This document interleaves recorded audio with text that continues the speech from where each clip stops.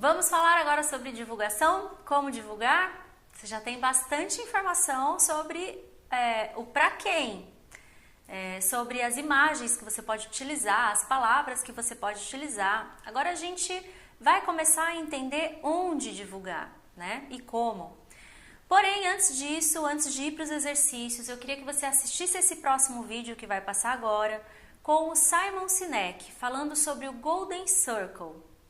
Nesse vídeo, ele fala exatamente como as grandes empresas, aquelas que sabem o que estão fazendo e que têm grandes resultados, fazem a divulgação dos seus produtos.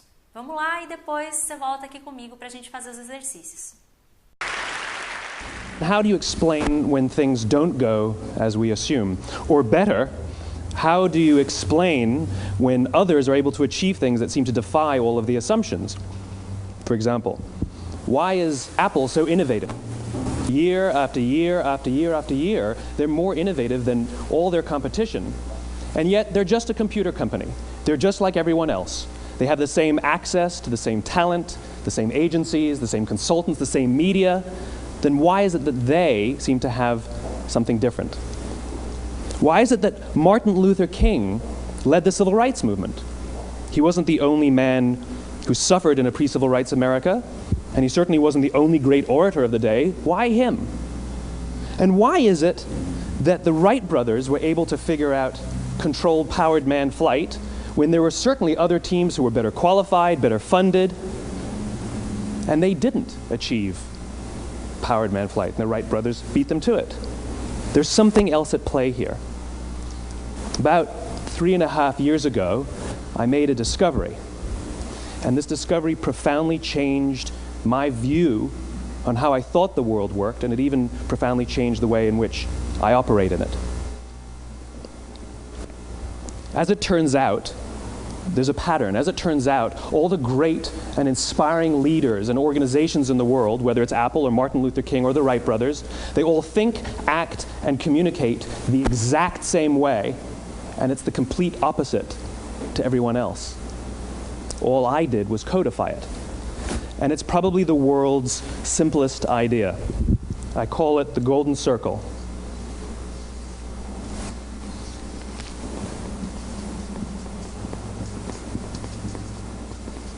Why, how, what? This little idea explains why some organizations and some leaders are able to inspire where others aren't. Let me define the terms really quickly. Every single person, every single organization on the planet knows what they do, 100%. Some know how they do it, whether you call it your differentiating value proposition or your proprietary process or your USP. But very, very few people or organizations know why they do what they do. And by why, I don't mean to make a profit. That's a result. It's always a result. By why, I mean what's your purpose? What's your cause? What's your belief? Why does your organization exist? Why do you get out of bed in the morning? And why should anyone care? Well, as a result, the way we think, the way we act, the way we communicate is from the outside in. It's obvious. We go from the clearest thing to the fuzziest thing. But the inspired leaders and the inspired organizations, regardless of their size, regardless of their industry, all think, act, and communicate from the inside out. Let me give you an example. I use Apple because they're easy to understand and everybody gets it. If Apple were like everyone else, a marketing message from them might sound like this. We make great computers. They're beautifully designed, simple to use, and user-friendly. Want to buy one? Meh. And that's how most of us communicate. That's how most marketing is done, that's how most sales is done, and that's how most of us communicate interpersonally. We say what we do, we say how we're different or how we're better, and we expect some sort of behavior, a purchase, a vote, something like that. Here's our new law firm. We have the best lawyers with the biggest clients. We have, we always perform for our clients, do business with us. Here's our new car. It gets great gas mileage. It has, leather seats. Buy our car. But it's uninspiring. Here's how Apple actually communicates. Everything we do, we believe in challenging the status quo. We believe in thinking differently. The way we challenge the status quo is by making our products beautifully designed, simple to use, and user-friendly. We just happen to make great computers. Want to buy one? Totally different, right? You're ready to buy a computer from me.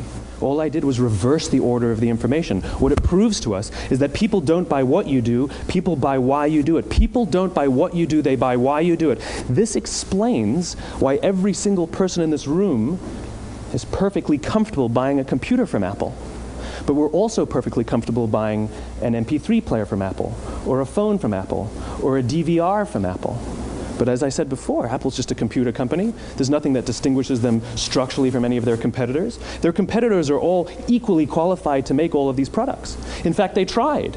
A few years ago, Gateway came out with flat-screen TVs. They're eminently qualified to make flat-screen TVs. They've been making flat-screen monitors for years. Nobody bought one.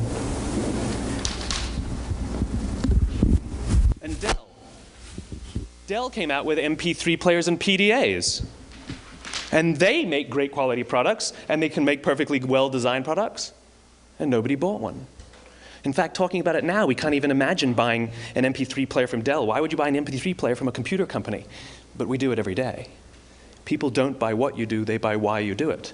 The goal is not to do business with everybody who needs what you have.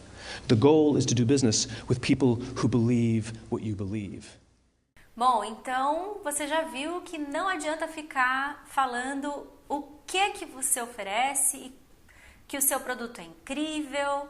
É muito melhor você falar sobre o porquê, o seu porquê. E lembra que lá no primeiro módulo a gente falou sobre isso, sobre o porquê que é tão importante para você acordar todos os dias de manhã e trabalhar com isso que você quer trabalhar, ter o seu negócio próprio? Né? E quais são os seus valores de vida, aquilo que você realmente acredita e que você quer transmitir através do seu negócio? É muito importante que você realmente passe, construa a sua marca e mostre isso para os teus clientes. Então, você vai ver aí na tela agora que você é realmente o seu negócio. O seu porquê é o porquê do seu negócio. E os seus valores de vida são muito importantes. Os seus valores de vida é aquilo em que você acredita.